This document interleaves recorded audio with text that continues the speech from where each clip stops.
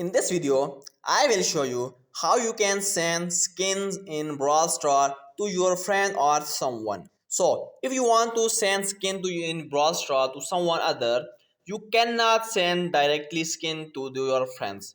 If there is an indirect method that you can send skin or any other gems or item to your friend.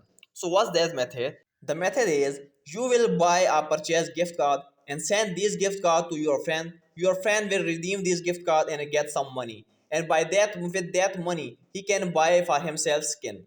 Now, in order to purchase gift card, you have to go to Google and search buy Play Store gift card.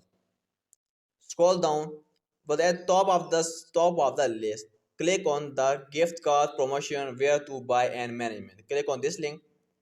Once this link open, click on where to buy. So there is a multiple method by which you can purchase gift card. So you can use any of these methods according to your country. Once you buy gift card, you will get a code. So send that code to your friends. Then your friends will go to Play Store, or if he or she is using iPhone, then he can go on App Store and click on icon.